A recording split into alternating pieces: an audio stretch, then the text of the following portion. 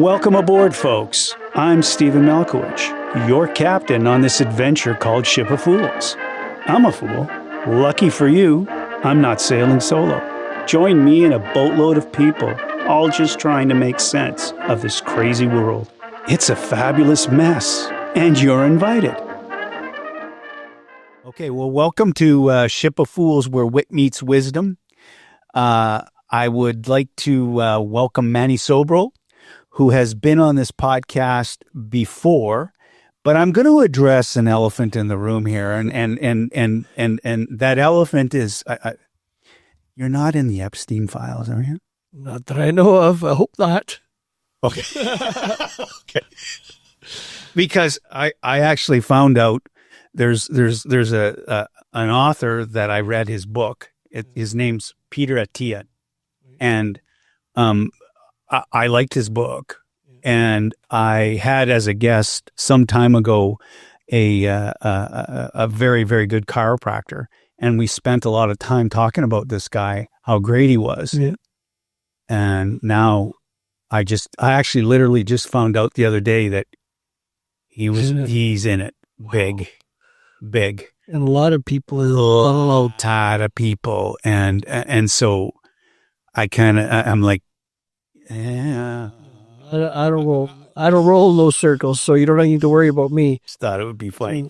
But Manny, just to bring everybody that hasn't, you've been on the podcast before, but you're the former IBO super welterweight world champion. You competed in the Seoul Olympics. You're a community leader with Boys Club. And one of the reasons that I wanted to have you on and talk was you're doing something that I would consider to be quite honorable. And you're doing it. I don't want to put words into your mouth, but I want to say that you pay it forward. As much as you can. You only have one life, right? So that's right. You try to do what you can in that span of time you have. Yep. And I think it's important to do as much as you can for every section of society that you can do it for, right? And you're that guy. I try. No, well, you are. You know, I'm not a saint or anything, but I am. I like trying to East End Boys Club. Yeah, you're involved in. Yeah. You know, we touched a little bit. You're a school teacher, but you also I would say, you know, the way, and if correct me if I'm wrong, you work with disadvantaged youth. Right. At risk. I work with at-risk youth that have different problems in their lives that other kids may not. And a lot of times they're born into those problems. They don't necessarily create those problems. So I feel for that too, right? So, and you're directly involved in that. And you know, you're not going to solve every problem in the world, but you're just try. Try what you can, and give everyone an opportunity to succeed at what they want to do, right? Yeah. And that's what this Buckskin Gloves all came about. Is I trained I trained many Indigenous boxers, but two of the Indigenous boxers that I trained, Dave Robinson and Junior Moore, are really a big part of. So let's talk about that. Yeah. February 20th. Yeah. It's called Rumble at the Rock. Buckskin Gloves. And the historic, or is it the Buckskin Gloves Classic? Yeah. But where does Rumble at the Rock? The Rumble at the Rock is because it's always been the Rumble at the Rock at the River Rock since we started doing shows there in 2008. So we're going on to almost 20 years there, and it's always been the Rumble at the Rock. So the Rumble at the Rock is now switching it a little bit, and we're bringing the Buckskin Gloves into it. Okay. So it's the historic return of the Buckskin Gloves Classic. Now, talk a little. Let's get what was the Buckskin Gloves Classic? Well, when I was boxing in the early 80s, I remember everyone talked about the Buckskin Gloves because they always had the big tournament once a year, but then it kind of faded away.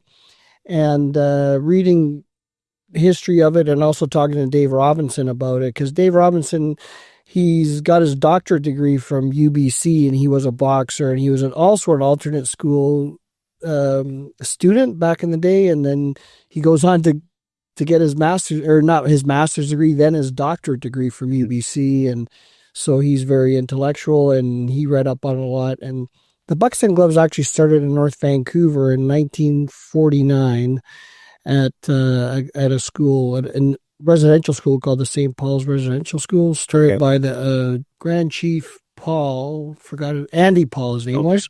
So he started because he wanted to give all these indigenous youth that were boxing an identity. So he created the Buckskin Gloves, and it was very popular from 1949 all the way into the 80s, and then it just kind of faded away. And then they would have the odd one here, the odd one there. The last one that Dave Robinson and I were able to find out happened was in 2001 in Prince George.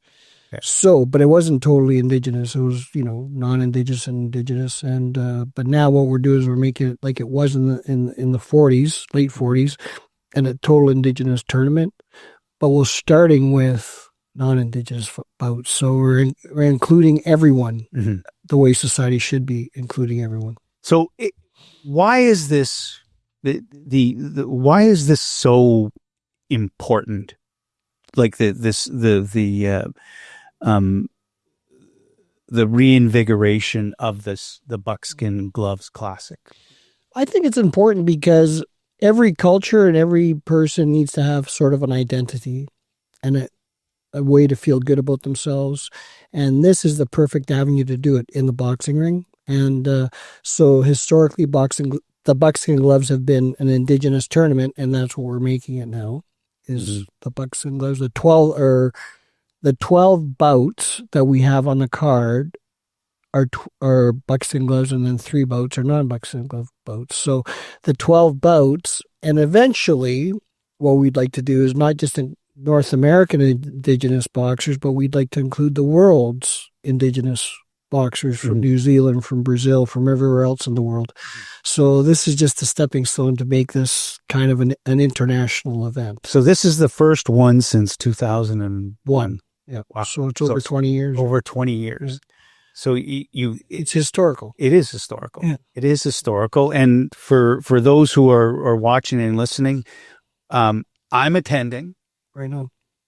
My wife is attending, which will first be her time first time boxing, and experience. Yes, and it is seeing live boxing. Yeah, can't beat it. You can't beat it. And I mean, it's almost like a microcosm of life because there's the waves that go. You're on the top of the world, and then you're near the bottom of the world, and the top of the world, everything in between. And it's just like the way life is. And what's great about this too is with Dave Robinson, all his connection in the indigenous community. He's met up with some former Buckskin champions and residential school survivors, and they will be at ringside as well. One by the name of Felix Moses and another survivor by the name of Alan Campbell. So to have these people at ringside as well with everyone else just makes it that much better. It makes it more special. Very special. So in essence, you're highlighting Indigenous history in the BC boxing community. That's what you're doing. From the very beginning. That's right. And what and ultimately you want to grow this into an international event, which we'd like to. Why can't you? There's no reason why we can't. And I mean, it could be a place that Indigenous competitors from throughout the world will be looking forward to every single year, and hopefully have it every third week of February in the great city of Richmond, British Columbia, at the River Rock Casino Resort. Wonderful. So there's another. It's always been. Now I might be asking a stupid question here. Okay. The Rumble at the Rock, correct? Has there always been, every year, is there a Rumble at the Rock? Well, we started doing the Rumbles at the Rock in 2008, and then we did the Canadian National Championships. That's what it started with, because they needed a venue to do the Canadian Nationals in British Columbia, because British Columbia was given the right to do the Nationals that year. So the casino had just opened recently before that, and then there was an ex-boxer that was part of the opening. His name was Terrence Doyle from the Queensborough Boxing Club. So we talked to Terrence, and Terrence said, well, it'd be great. Let's do it. So it was like a 4-day event. It was an amazing event, and a lot of spectators came for those 4 days. And after that, we started doing some professional boxing, and we did 3 ESPN Friday Night Fight cards there at the River Rock, which are pretty spectacular. What year was this? Like, then November 2008 was the first one, and then we did another one in 2009 and then 2010. So we did some. The only problem with that was the costs were quite high, so it was very hard to even break even. So then we just did normal local professional boxing, and then one thing led to the next, and it's always it's a task and a big hassle because when you do pro boxing, you have to bring a lot of the participants from out of town, similar to what we're doing now, because to make it the best possible event, we had to bring Indigenous boxers from throughout Canada. Like, we have boxers coming from Nova Scotia, we have boxers coming from Thunder Bay, we have boxers coming from Saskatchewan, we have boxers coming from Winnipeg. So throughout Canada, we have boxers, the best of the best, to make this an amazing event. So our main event is the Nova Scotia champion versus a BC champion, Sage Johnson against Jay Rodriguez. It would be a very great, and we're doing a co-main event because, again, we want to be all inclusive to male, female, all the cultures and everything. Mm-hmm. So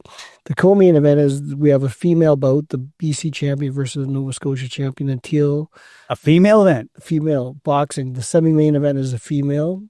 Not semi-main event. The co-main event is Amanda Smiley versus Natil. What is Natil's last name now? Have a look. Take that sheet there. You have Natil Batiste. Natil Batiste. Yeah. Okay. So Natil Batiste is the Nova Scotia champion from the Tribal Boxing Club in Nova Scotia, and Autumn Smiley's from the Monarch Boxing Club. And I think it's just going to be a spectacular event because, like in boxing, it's always, the climax of everything comes near the end, right? When you're waiting for the main events. And we don't have one main event. We have two main events. And it's going to be spectacular. And in total, you've got 15 bouts. 15 bouts. But as I always do, I always want to make a few more because there's always going to be last minute someone happened to, like someone may have got injured or someone may have gotten a little more anxious than they thought they were going to get. So things happen. So I suspect it'll be by the next Friday, the 20th, hopefully we'll stick with about 12, 13 bouts, and that's a perfect night of boxing. And talk a little bit about the caliber. Well, the caliber, because I'm drawing boxers from throughout Canada to make this the best possible event, I'm hoping just from sort of like, I talk to the coaches and try to get a sense of what the styles are. So I'm trying to match boxers that are aggressive against boxers that are more scientific. So hopefully we can get the contradiction of the two styles, which make for great matches, because sometimes when you just see two guys that are just swinging away, it kind of gets boring at the end of the day. But it's always fun to watch that as well. So some of those boats are going to be like that too. Well, you touched on that when we had the last discussion. Right. There was a lot of things that we didn't get to, right? That we wanted to get to, but how important it was in create like a match when you were in your I say the prime of your career. Right. How important it was to be fighting the right person at the right time, and to bring you along, right. and you explain that. It's very important. It's very important. Yeah. Now, the other thing I want, and because I'm stupid, no, because you're not, but maybe not necessarily a boxing person, but let's talk about weight classes again. Right. Right. Okay, you're going to have to. So the weight classes that we're dealing with on the February 20th bout. They start, we have weight classes. We have about at flyweight at 110. Okay. And we have super heavyweights that are as heavy as 280. So it's going to be a big variance. So that's what I like that's what I like to when I do matches as well, is you want to see the lighter boxers. You want to see the heavier boxers because they give you a different sort of appeal. Mm-hmm. And we have a couple of super heavyweight matches, and we have a flyweight match, and I think it's going to be spectacular to see the differences of the styles. So when you, and no question is a stupid one. No. Okay. So they have to weigh in. Correct. The weigh-in is the night, just 3 or 4 hours before the matches. Uh-huh. And they have to be within. Usually they want to be within 2 to 3 pounds of each other. That's fair. But it's all organized prior to, okay, this is the weight class we're going to make it. And because it's just a club show, not a tournament, because usually the tournament you have to make a certain weight class, like welterweight is 147 pounds, or 67 kilos. But because if it's a club show, we can make it at 60. Let's agree at 66 kilos or 145 pounds, and you got to be within 2 or 3 pounds of that. Okay. Next question. Are these bouts, are they sanctioned? They're sanctioned by the British Columbia Amateur Boxing Association. So each one of these boxers has to have a medical prior to the match and has to be registered with a boxing association, which in Canada is the Canadian Amateur Boxing Association. Don't get, they have all their provincial, like the British Columbia Amateur Boxing Association, Saskatchewan Amateur Boxing Association, Nova Scotia Boxing Association. So I submit all these names, like I've already submitted all the names on the card 2 weeks out, and then Boxing BC cross-references everything to make sure everyone is registered. If they're not registered, then they have to do a fast-track registration, which costs them an extra $50 to do, but can be done. But everyone assures me that's on the card that they're registered and they're sanctioned to compete, because boxing nowadays, the last thing we want to have something happen is someone have an accident and be in the ring when they shouldn't be in the ring because they have a certain thing, something wrong, their eyes are wrong, or the doctor will know that, right? So if the doctor signs off, that means they're capable and able to compete. So having said that, these are amateur bouts, there's no, they can't, can they receive prize money? No, there's no prize money. No what prize. They do is they receive an award. So each boxer, the awards this year is we're giving out a boxing gloves. So they get a set of boxing gloves for the winner, and the person that is not so successful does not get boxing gloves. But then we also have an amazing prize for the most defensive boxer, Dave Robinson, who I'm doing this with. There's no way I could be doing this myself. Talk about the people that are doing this. There's what they do, exactly. Yes. So Dave Robinson was a boxer that I coached as an amateur, and he had 3 professional boxing matches as well. Dave Robinson did, and he was an alternate school student at the Street Front Alternate program at Britannia back in the early 2000s. And he's an amazing story himself. He got his master's degree. Now he's got his doctorate degree at UBC from the ITAP program. He's a carver, so he's done a bunch of... He's an indigenous carver. Yeah, so he's done poles, he's done all sorts of things. So what he's making like a boxer that has his hands up in the air, and every boxer that we're going to choose for every tournament, we're going to choose the most defensive boxer, which is a very important skill to have in boxing. So we're going to put their name on that, because at the bottom of the pole, it's just wood, and then at the top, it's the boxer standing up. So so we're going to have the most defensive boxer, and he's also making some other poles so to give different awards, and then we're going to have every boxer's name that wins at the Buckskin Gloves on a pole. So to make it traditional and to make it the longevity of the tournament go for years and years. Next question. And Dave Robinson just won, and then Junior Moore, a former boxer, he was a professional as light heavyweight champion of Canada, and Junior had an amazing life too. About 2010, I got a call from his wife saying, "Oh, my husband Junior, he wants to move to Vancouver. He is a former boxer, and he spent 2 years in prison for some shady things, but he was a Canadian amateur champion prior to that at 18 years old, which is kind of unheard of a national." Where was he from? Winnipeg. Where? And he got into trouble a little bit with some gangs, things out there, and he was convicted of whatever he did, and then he had to serve his time. He came out, didn't want to stay where he was. They came out to Vancouver. They have an amazing business in Vancouver, and he is an amazing person, and he's involved in helping us out and doing the show and making it right, traditionally right, and all the proper steps we have to take. Who else is involved? And my old partner from the old Rumble at the Rock, Neil Pope. Neil Pope writes up all the scripts so we give it to the people at the Rock, and then they know exactly when this is going to happen and that's going to happen. So it's very important to script the whole show before it happens. And we're going to have a lot of drummers there. Like Junior has connections with a lot of Indigenous drummers, so they're going to lead in the boxers with the big drums, and Cool. it's going to be really, really cool. And the singers and Cool. dancers and Yeah.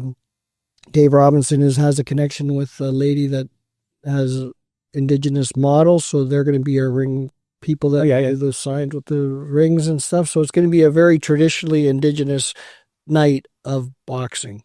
Okay, cool. Yeah. So, next question I have is are all the bouts, how long are the rounds?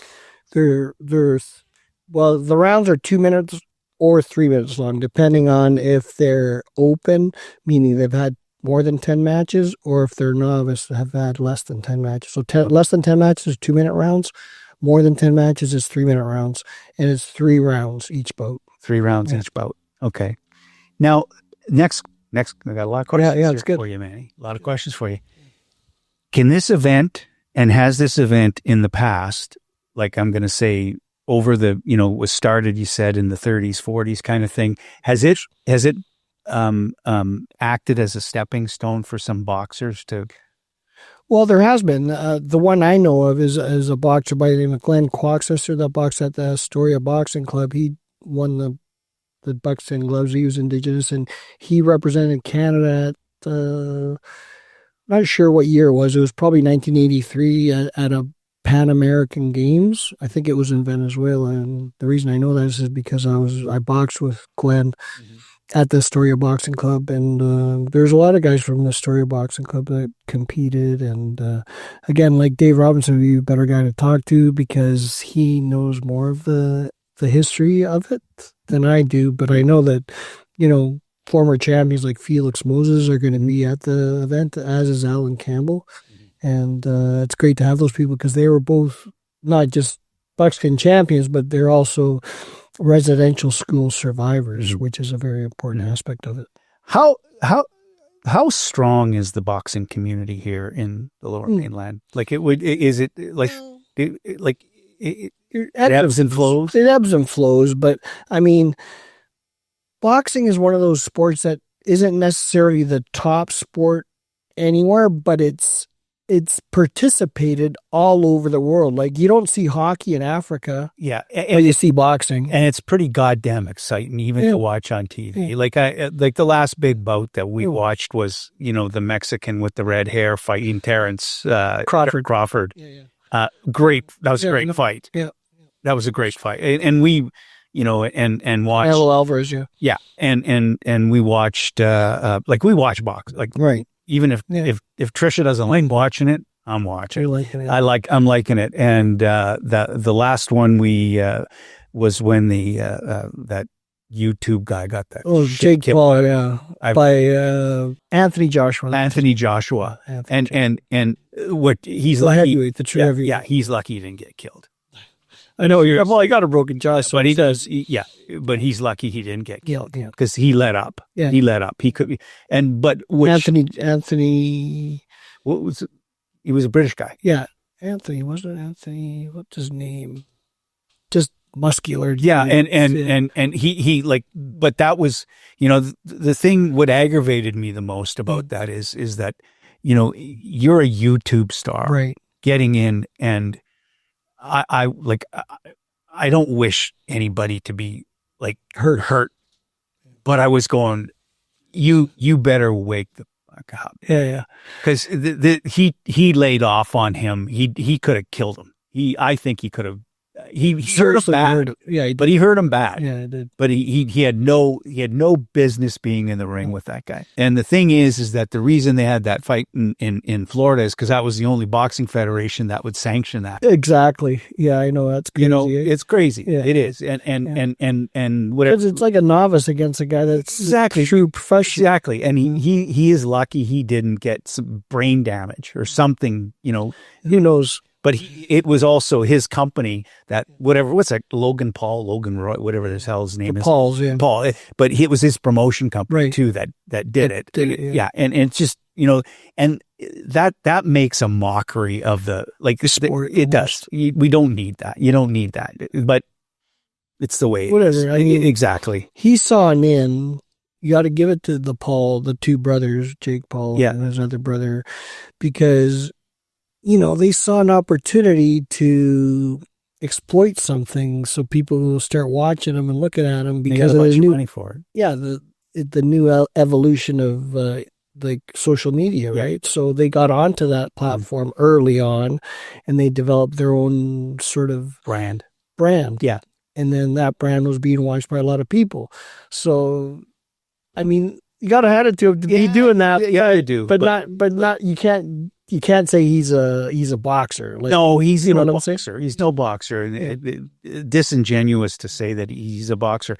Because, I mean, you watch that match, and it was kind of funny to watch because of the first 2 or 3 rounds, he ran as fast as he could. That's all he did. In this, he got tired of running, and then he started grabbing onto it, landing SIGs. Yeah, exactly. That wasn't. Yeah, it wasn't boxing. It wasn't boxing. That's not boxing. That was crazy. That's crazy stuff.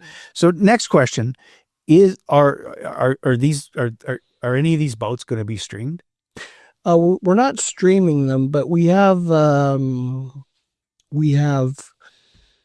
like a couple stations, like the APTN, the Indigenous. Actually, they're coming to do some filming, and who else? We're doing a press conference next week on the 13th, so hopefully some people will show up, and then maybe they'll come out to the show. Where's the press conference? At the River Rock, at the casino. What's the 13th? Friday. Friday the 13th. Friday the 13th. Just 1 week exactly before. We'll have the ring set up and hopefully have some of the boxers do some pad work and like that. We might just come. If you can make it by, yeah. Send me a note. Yeah. Send me a note. Yeah. Text for sure. Yeah, for sure. We come take some clips and pop some stuff up and get you some more. We talked about, a lot about the Indigenous part of this. Yes.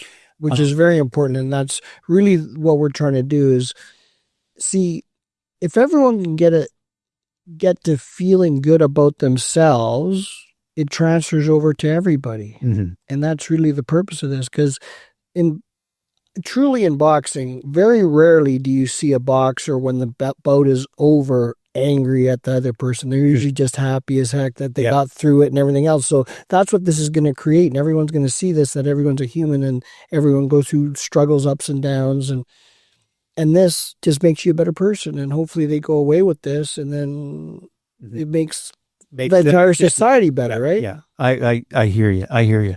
So the community we talk, that's you're talking about the impact on the community a little bit like that. And I know you had the last time we talked, the last bout that you were involved with was at the Italian Cultural Center. Correct. How did that one go? Went really, really well. It was I think the 49th annual and night of the fights at the Italian Cultural Center, and it started by George Angelo Mattis back in the 70s and late 70s, and just to have that show continue, it's a phenomenal thing, and everyone looks forward to it every November. Every third Thursday of November is the bouts at the Italian Cultural Center, and it goes really, really well. How many bouts? Yeah. We had, I believe, 11 bouts that night, and everyone had a nice Italian dinner and a couple drinks, and everyone went home happy. Cool. So, I wouldn't. The reason I wanted it, like this, you made a, boxing's the sweet science. Correct. It is, and anyone that thinks that they're a boxer, try to step in the ring and see if you get last round, right? Step in the ring, and it's not just going in there hucking haymakers because you'll be tired and you'll be down real quick, and it is an art. I'm trying to think here. Like I know Winnipeg had a good. Our last claim to fame was Donnie Lalonde, the Golden Boy. The Golden Boy. That was it. And it usually, the type of rap that boxing gets, you would, and I can't speak for society as a whole, but you present boxing in a different light. You do from a life perspective. Yeah, because I see boxing really as a symbol, or as it's like going through life, because when you're in the boxing ring, it's never the same. Like, you'll get punches land and you have to recuperate. Life, different things come at you, you have to recuperate, or you can start feeling really good and all of a sudden you run into a right hand, or you run into something that stifles you at work or something. You got to get over it. Mm-hmm. And it's the same thing in boxing as it is in life. You have to basically simultaneously adapt to what the situation is, and that's exactly what life deals.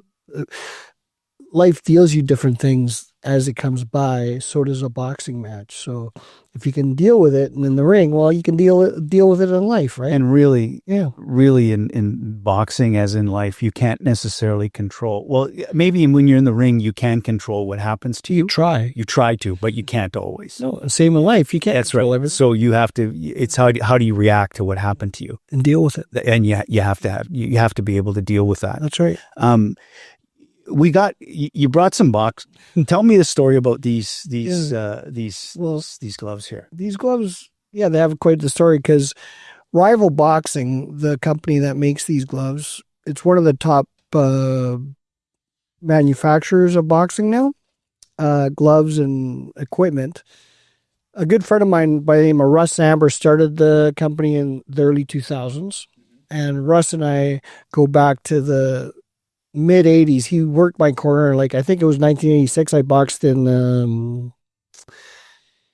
a tournament in Germany, and Russ was in the corner, and I was boxing a guy from Sweden, and he was yelling instructions to me in Spanish, because I speak some Spanish, and as it turns out, the opponent from Sweden also spoke Spanish. So he goes, well, afterwards we saw him in the in the hotel, and then we were talking, and so we talked about it. So Russ and I always have laughs about that. But Russ started this company, and now Russ Amber is the trainer of Alexander Usyk, Vasily Lomachenko, Shakur Stevens, who just fought now. He's in their corner because he's a cut man and he wraps hands. So he's their cut man and hand guy, and he also goes to camp to help them out with their training. So 2 summers ago, Alexander Usyk was in Vancouver because he was filming they were filming a movie called, it was about some UFC fighters and stuff, and I forgot the name of the movie, but they were filming it here. So Alexander Usyk was in town, and Russ happened to be in town because he came to visit me, and he did a workshop at the gym. So Usyk invited him for dinner, so Russ brought me along. So I had dinner with Alexander Usyk and Russ, and then I just happened to have some gloves on me, and he signed them. So it was great. Yeah. Alexander Usyk is one of the greatest heavyweights of all time. He actually, it's an amazing story because he came from cruiserweight, 200 pounds, and then he became a heavyweight. Now he's about 220, and he's one of the only guys that won, like him and Evander Holyfield, I believe, are the only guys that went from cruiserweight to heavyweight to win heavyweight titles, 2 titles. And now he's the undisputed champion of the world. And he was also Olympic champion. And where's he from? Ukraine. Ukraine. Yeah. It's an amazing guy. Right on. Yeah, he's an amazing guy. Is he's not the, who's the, I'm trying, one of the mayors of one of the cities in Ukraine. Yeah, the Klitschko brothers. Yeah. Vladimir Klitschko. Yeah, he's the mayor. Yeah. Of Kiev. Kiev. Yeah, that's right. Yeah. And he's a former heavyweight champion of the world. Isn't that crazy? That is crazy. But that's how boxing can transfer to life. I'm telling you, there's a lot of guys that like that. And even Muhammad Ali, like I see Muhammad Ali, like he would picture the bout coming and he would make rhythms and songs about it. And I'm going to come out and I'm going to throw 2 jabs or right hand. If he's still standing, I'm going to run. And he would visualize the match perfectly to what it was going to be. And what was great about Ali too, he barely passed. I think he got 49% in English 12, but he could come up with all these Oh, poems and everything. He was amazing, right? amazing. Yeah, He was amazing. yeah. He was amazing. Yeah. Now, you had when we talked before, you had some stories that we didn't get to. I think Roberto Duran. Yeah, There was a couple of things that we didn't touch on, yeah. and that you brought up after, and I want to touch on them now. No, I mean, Duran, I mean, I was so fortunate in my life to have met Duran when I was like 17 or 18 years old and training in Miami at the Caron's gym. Mm-hmm. And Duran had just happened to be training there as well. So we got to spar, and I got to speak some Spanish, and he couldn't believe I could speak Spanish because I was gringo, right? So, oh, you gringo can speak Spanish. And anyway, we had a good time. And Duran was just an amazing fella that, you know, again, he came from nothing, and what he's done. And now I find that he's even more of a spokesperson of boxing because I see him all the time going to different events, and he's lost a lot of weight, and he's, you know, taking care of himself, and it's really good to see, right? Mm-hmm. Mm-hmm. So, talking about the Buckskin Classic, who should we be watching? Who should we be on this list here? And I'm gonna hand you this list back here because and you go through it and say who are the key guys like that I know of is Sage Johnson. He's from Surrey, and he's the BC champion. He's got amazing abilities, fast, he's quick, he's got good reflexes. What weight class? He's a light heavyweight, so he's about 175 pounds, 178 pounds. Okay. And he's boxing, like I said, the Nova Scotia champion, Jay Rodriguez. So that's going to be a very good match. And the other match that I'm really looking forward to is bout number 4. Like, I wanted to start the Buckskin Gloves with a real pop. Mm-hmm. And this Ethan Bartholet, he's a apparently really explosive boxer from Quesnel. He's had about 4 or 5 matches, and he's boxing a guy from Thunder Bay from the Underground Boxing Gym. A guy named Peter Panetta is his coach, and I've been talking a lot with him. And it's kind of interesting how I was able to connect with all these people, because there was a heavyweight champion in Canada that went to, after Lennox Lewis days, like in 1988, he had Vernon Linklater. He was Indigenous from Thunder Bay, and him and I were very good friends. We boxed in a tournament in Finland, I believe it was, and we became really good friends. They called him the Angry Bear. He was just a monster of a guy. And so I called Vernon up, you know, a couple of months ago. Hey, Vernon, do you know any boxers from Thunder Bay? So he put me together with Peter Panetta, who's the coach there, and he's got this boxer that he's really looking forward to developing, Keenan Fleet, who apparently has amazing talent. He's had about 5 or 6 matches as well. So I'm really thinking that's going to be an explosive match to start the show. And then, you know, every match is going to be interesting because everyone's going to leave everything in the ring that night, because that is what they're coming for. Let's talk about the female match. Yeah. Well, we have 2 female matches. Let's talk about the 2 female. So the 2 female, Emily Pambram from Sunshine Boxing in Saskatchewan is boxing another girl from Saskatchewan from Copus's gym by the name of Hayden LaPante. And apparently they've sparred together before, and it's amazing. They just go. That both the coaches have told me, and they'd love to have them in a match. So instead of having a match in Saskatchewan, they're coming all the way to Vancouver to box in the Buckskin Gloves to see who's going to win, right? So that's going to be an amazing match. And then, of course, the co-main event, Autumn Smiley from Monarch Boxing. She got a silver at the Nationals at super welterweight, which is 154 pounds. Okay.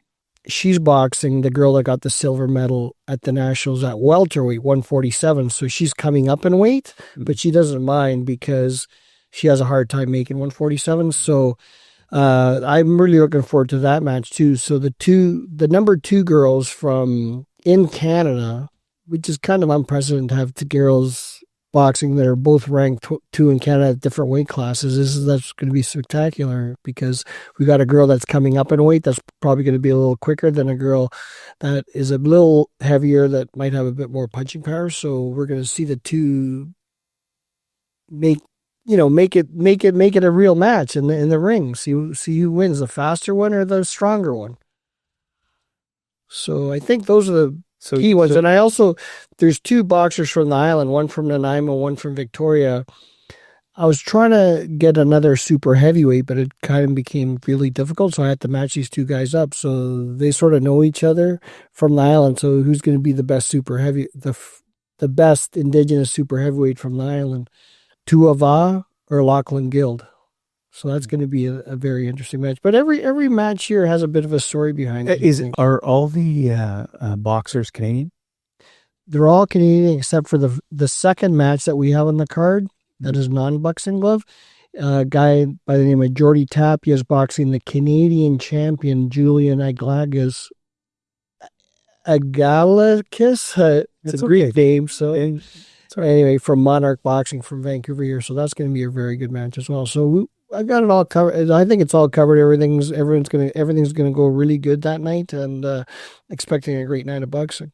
I'm going to ask you a question here. Why should someone who's never been to a fight buy a ticket to this event? Well, I think it's a great event because you see all sorts of different personalities. You see a lot of different skills in boxing, and boxing is one of those sports that you don't know who's going to win until it's over. Mm-hmm. And the beauty of it is that if you've never seen boxing live, it's an experience to watch it because you get to feel the whole social aspect of it too. The crowd gets into it and everything else, and we've sold the whole floor. I think there's 3 tickets left on the floor, and then we have some seats on there's about 3/4 sold, but the floor is where you want to be, man. Yeah, that's where you feel it all. But it's going to be an amazing night, and if you've never come to a live boxing match, this is a perfect opportunity to come to one, and you get to see 15 or 12 to 15 matches that are going to be spectacular and well competed, right? Like there's not going to be any mismatches that one guy's going to blow through the next person or girl, and they're all very evenly matched, and that's what makes for a great night of boxing. And tickets aren't stupidly priced. No, we're starting for $49 for a ticket, but of course Ticketmaster has their $10, $12 fee, so it makes it a bit more, $59 for a ticket, but there's still tickets available. So come get them at Ticketmaster. So the big thing is I would encourage, and this may seem like a hard sell, but I wanted to go to the one at the Italian Cultural Center, but I just got things. That's right. Yeah. Things, and I really I know this for a fact, and it's one of those things that everyone should experience in life. Like you should. Yeah, that's what I find. It's hard to tell someone, "Oh, you should do this" or something. No one likes to know what to do. But it's like anything. Like maybe everyone should try parachuting too, right? So I mean, someone like that's something I want to do in life too. I haven't done it, but I want to. You only live once, right? That's right. No, you're 1,000. The thing is that, and like it is for those. The uninitiated, and I'm uninitiated, but I have seen live boxing. Right. It's not like a free for all. It's not like it's a skilled event. That's a skilled event because boxers know that they let the punches bounce off their gloves and things, and it's not.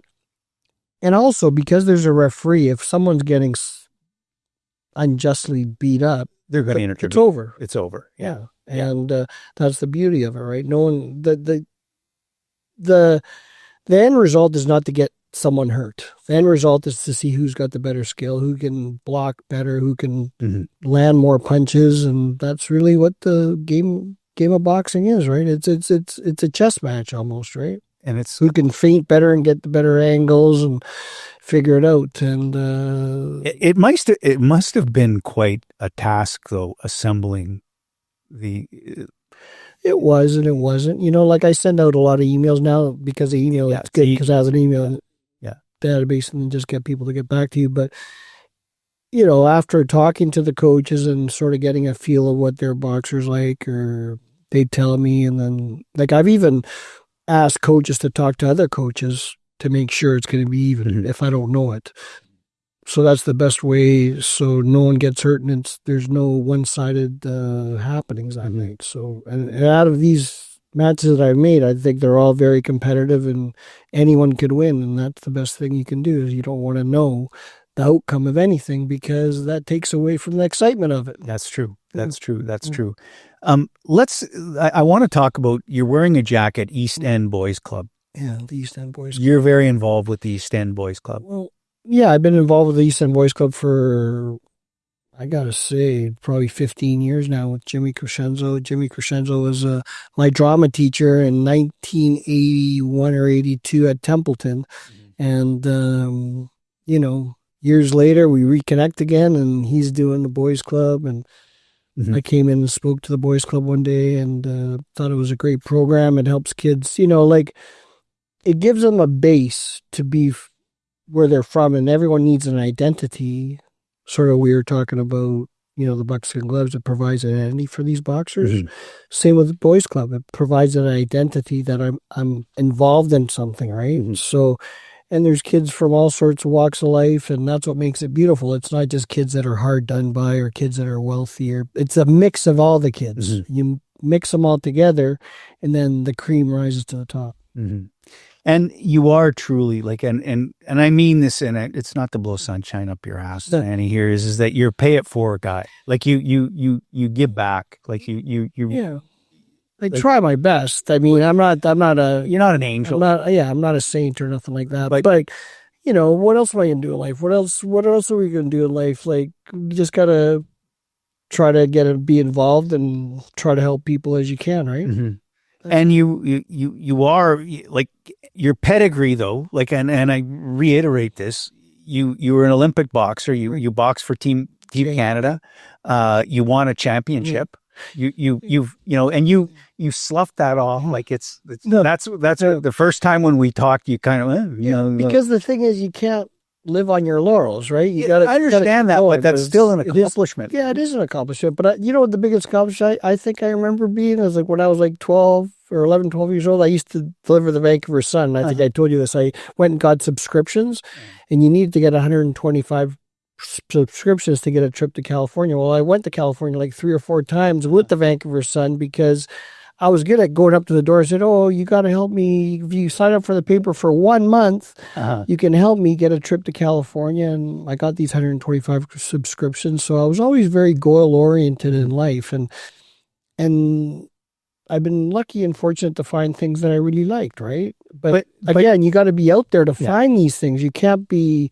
like, I was lucky that there wasn't the internet and the computer to get on these social media things back in the 80s. There's unheard of. Who knew about them, right? Like, time sucks. Yeah, exactly. I was out in the park playing or being with friends, and then delivering newspapers, and then finding a job. I worked at the racetrack and you know, figured out how to walk horses, how to ride horses, how to do things, right? So I've always been very, like, I've always found industrious. Things that, or found things that I kind of interest me, you know, and I pursue them. And that's what I like to do. And with the Boys Club too, is just pursuing it and helping kids. And if, you know, I do a boxing program, a free boxing program, on Monday and Thursday nights at Diaz from 5:45 to 6:45. Where's that? Diaz is at 255 East Pender Street. So if anybody's listening, anybody's listening, do some boxing. I encourage. I'll tell you this. I encourage everyone, because to go. How do they get tickets? The best way and the only way to get tickets is through Ticketmaster, because the River Rock Casino, they have an arrangement with Ticketmaster, and everything that comes through the theater has to go through Ticketmaster. So just get on Ticketmaster and Google, and then just write either Rumble at the Rock or Buckskin Gloves, and it will come to the page, and then it will show you a map of the theater and what's available, and then you get to choose what tickets you want. And like I said, they start at $49.99. You can't beat it. Yeah, you can't beat it. You can't beat it. And Nowadays, like, it seems like so much because back in the day, we go to boxing, it was $5 or $10. $10. Yeah. That's right. But now, like anything, I don't even know what a hockey ticket is, but it's probably close to $100. Oh, a hockey ticket is much more than that. Like the club seats are $350. Well, look at the Super Bowl. What is it? What the cheapest seat? $5,000. $5,000. Crazy stuff. It's crazy stuff. It's crazy stuff. But I mean, it's called inflation. It's not going to stop. It's not going to stop. It's not going to stop. But I encourage everyone that has, not only just, if you've been to a boxing match, you know what it's about. But those that have not, this is a good entry point to be able to go and just see. Yeah, and what the great thing about the River Rock is like it's a theater seat, so it's slanted upwards. So every seat in that place is a ringside seat. That because you're looking sort of a bird's eye view as you go back, and it's not that far back. It's maybe 20, 30 feet because of the angle of the theater, right? And it's an amazing feeling. And like I said, it's not like you're sitting back 50 feet and you got to look over people's heads. Like a lot of, when you're at an angle down, it's really nice. So February 20th, 7 p.m. at the River Rock Casino, the Buckskin Gloves Classic. Right. Go to Ticketmaster, get your tickets. You might have the opportunity to actually meet the living legend, Manny Sobral. I love meeting people. I like talking to people. That's part of my life. Like just saying, "Hey, how's it going?" Well, you'll certainly see us there. And listen, Manny, it's gonna be awesome. Putting on this event, in honor the history of the Indigenous boxing in BC. That's an honorable thing to be doing, and you truly are paying it forward. And I thank you for coming out, man. Appreciate it. Thanks so much. Thank you. You may be asking yourself, what's any of this got to do with me? Absolutely nothing. Until next time.